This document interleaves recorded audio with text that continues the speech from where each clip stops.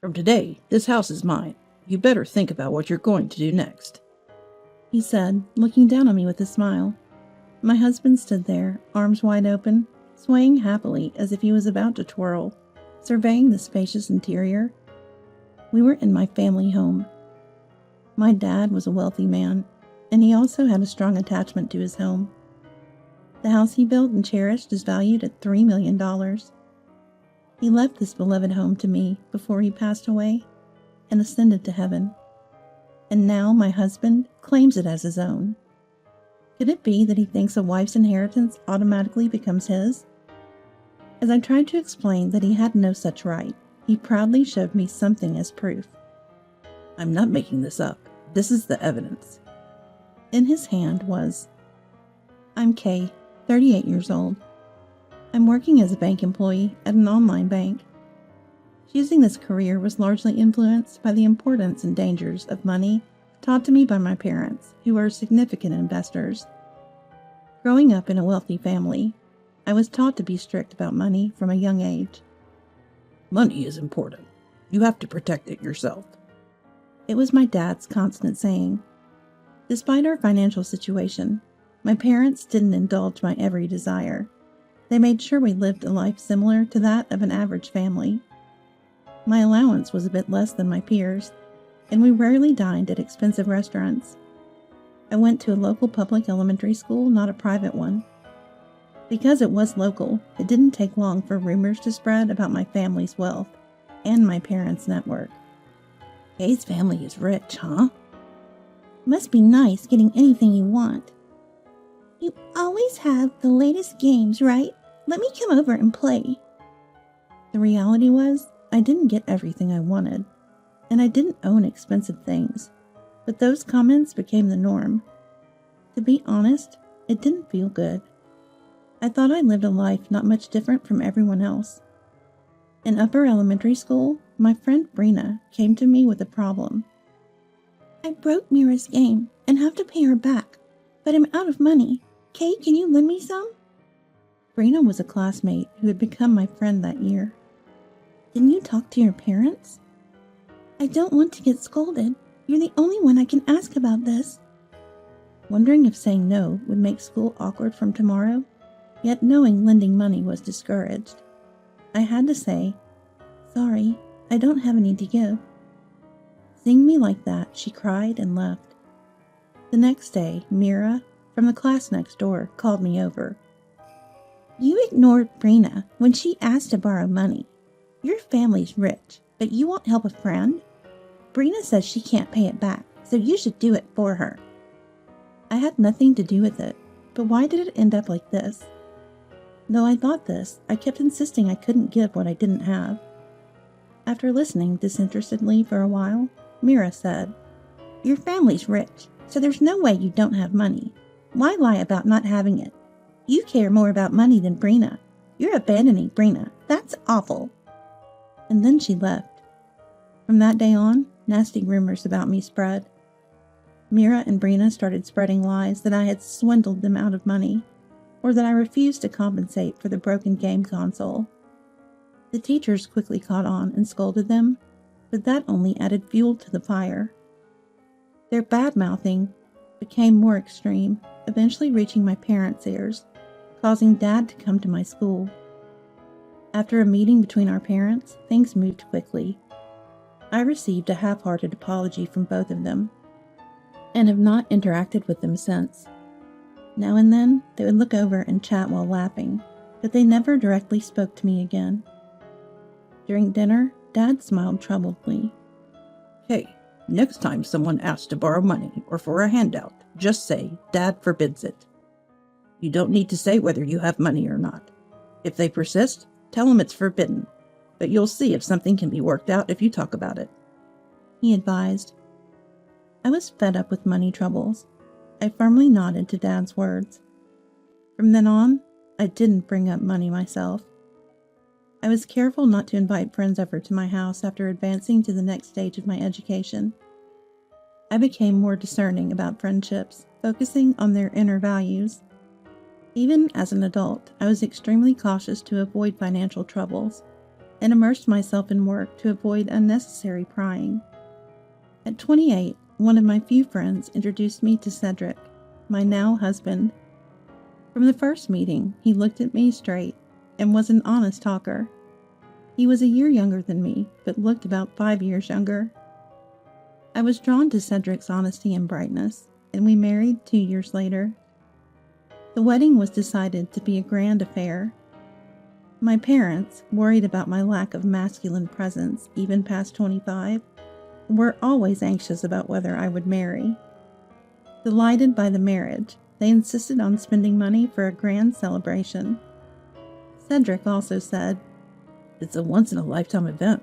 Let's make it grand." Your parents are even saying so. So we invited many guests for a grand wedding ceremony. About a month after the ceremony, Dad suggested, "Maybe it's time to bring Cedric home." I trusted him, but worried Cedric might inadvertently mention something about my family home and stir up trouble, reminiscent of my elementary school days. However, now that we were married, it was something that had to be revealed eventually. I decided to introduce Cedric to my family home. Cedric stopped in his tracks, astonished at the sight of my family home. He was literally speechless. Even as we toured the house, he kept saying, "I didn't know you were this rich," his eyes shining. After the meal and leaving the house, on the way back, Cedric kept asking about the extent of our assets and other money-related questions.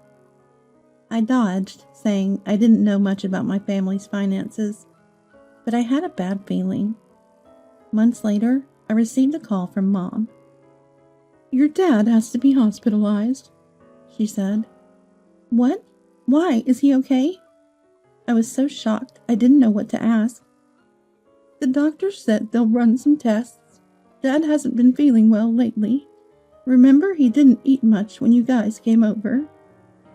Indeed, Dad hadn't eaten that day, and he seemed thinner.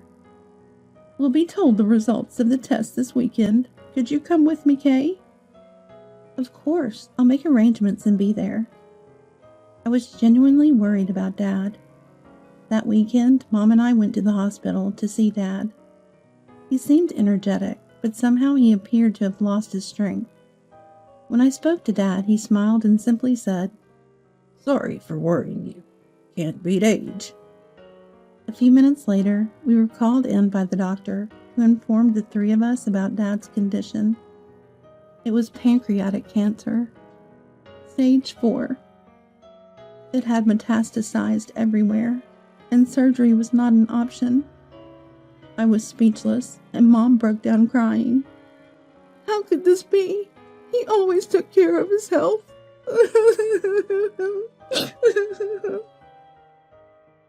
Dad listened in silence. The pancreas is hidden behind other organs, making it hard to detect, and often diagnosis comes too late. It's a type of cancer with a high probability of being terminal by the time it's discovered. Back in the room, Dad, with a resolved look, said, "I'm sorry. Please live happily, both of you." Both Mom and I were in tears. From then on, I visited Dad as much as I could within the time allowed. Due to the recent epidemic, visits were limited to family only, and Dad cherished time with his friends, so he was saddened. And perhaps because of that desire, he wanted various people to come to our family home. "Okay, I'm counting on you to take care of the house after I'm gone. Invite many people and make it a meaningful home." He entrusted me with his wish. How could I fulfill Dad's wish? I thought hard and came up with an idea. I immediately started looking for a renovation contractor. Cedric was worried about me going to see Dad every day on my days off. Since the incident with the family home, I hadn't been able to fully trust Cedric, who tends to speak without thinking, and I hadn't talked about the inheritance. "How's Dad feeling?" "It doesn't seem good." "That's tough. It must be hard for you alone, so I'll help with Dad too." His words were kind. Honestly, balancing work and hospital visits was not easy, so Cedric's kind words were welcome. However, his next words completely erased my feelings for Cedric. I think as your husband, I need to think about the future too. So I'd like to know how much assets Dad has. You know, get the details. It's not my money, and there's nothing I can say. The family money is managed by Dad, and if something happens to Dad, Mom will manage it, I retorted. Then he said, Yeah, I guess so. But money matters are important, you know. I met a legal advisor, Jeffrey, who said he could help with these things. Mom can't stay healthy forever, so it's better to talk about it sooner. The idea of discussing what would happen after Mom's death while Dad was in such a critical condition made me want to sigh. Is it all about the money for him too? I was reminded of unpleasant past experiences. Dad has a trusted lawyer he's worked with for a long time, so we're covered on that front. But we need to sort out the money stuff. It's important. Because it's important, we rely on people we've known for a long time and can trust. Thanks for worrying, but it's okay. From the day of this argument, Cedric frequently brought up Dad's money or spoke as if Dad was already gone, which disgusted me, and I gradually started distancing myself from Cedric. Months later, Dad passed away after a brave fight. After discussions among relatives, the $3 million mansion was inherited by me, as per Dad's will. Cedric didn't even try to hide his keen interest in the inheritance. Is the inheritance process for Dad's estate progressing? And inheritance involves taxes, so I can introduce someone who can help minimize the waste. He nagged incessantly, despite my insistence that it was unnecessary. Then one day, Cedric said with a big smile, Hey, you inherited that big house, right? Awesome. So when can we move in? How did you know? I was surprised. I bumped into your cousin at the funeral, and we chatted a bit, and it came up. I wish such important matters weren't discussed so lightly. I felt anger towards my cousin as well.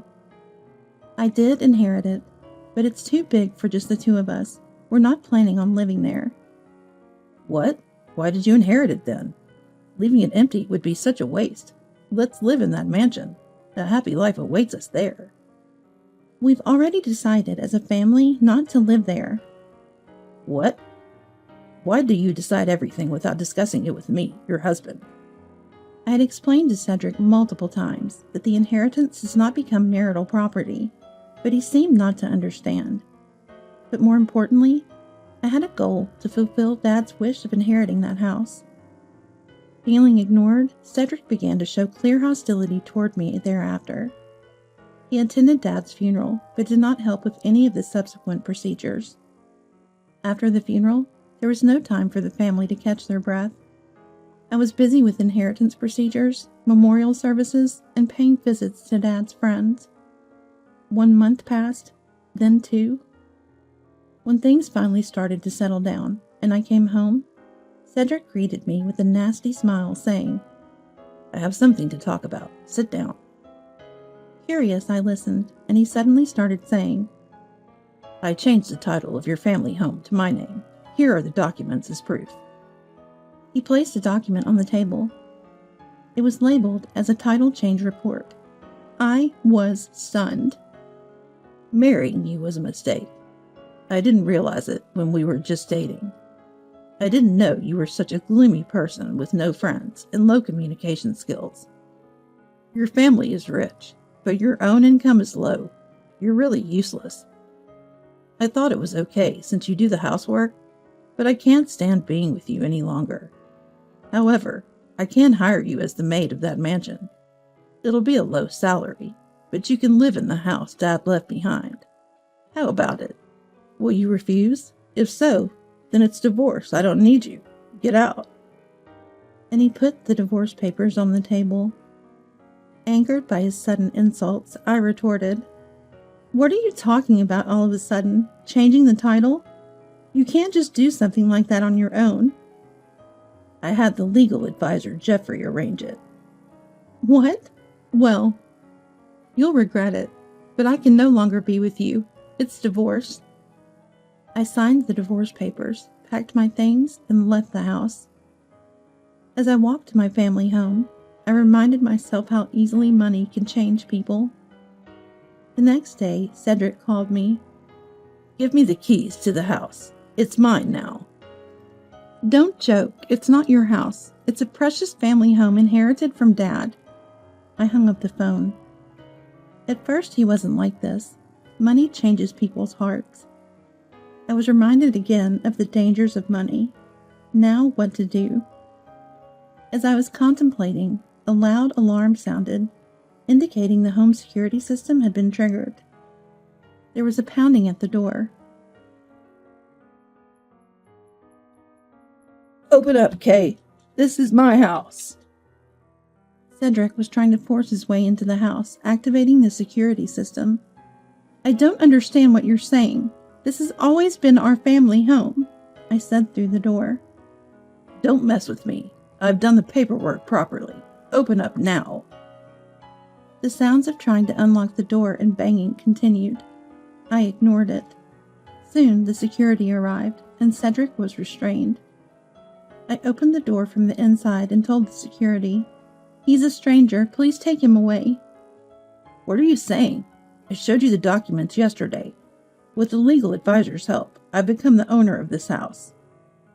Confidently boasting, Cedric said, "Just wait here." I went to get the documents.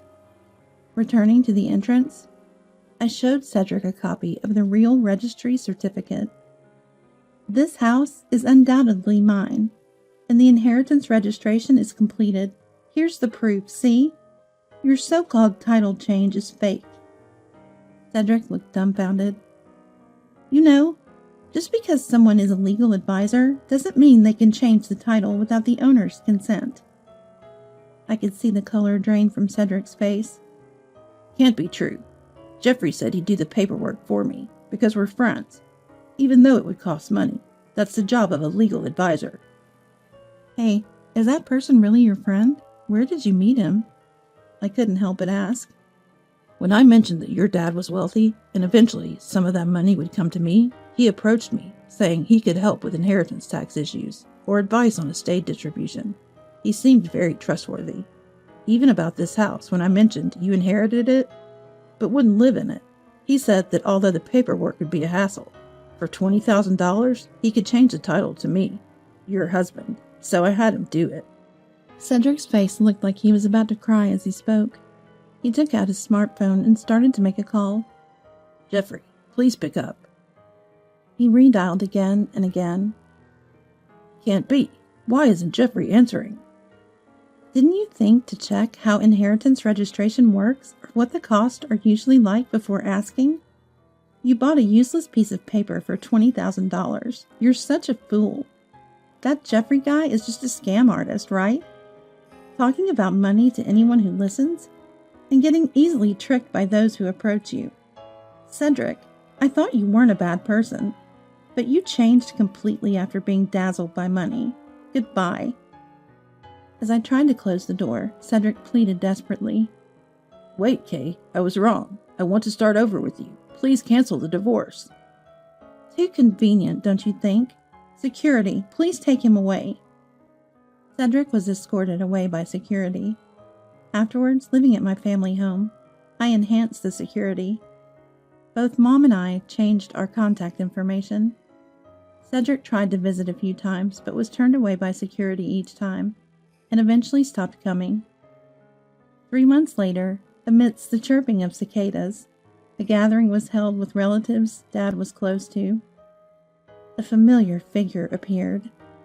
He was emaciated, but unmistakably Cedric. Seeing Cedric in such a state didn't surprise me, because I knew what he had been through these past 3 months. A friend who introduced me to Cedric had been keeping me updated on his situation. Cedric, hoping to reconcile with me, had been lying to his boss about being on external appointments and spent hours searching for me. Eventually, his actions caught the company's attention, leading to warnings, demotions, pay cuts, and finally dismissal. Moreover, Cedric, being too naive, had fallen victim to various scams during these 3 months. He was tricked multiple times by get-rich-quick schemes and offers to reconcile with me. A truly concerned friend had warned him, but Cedric trusted scammers over his friend's advice.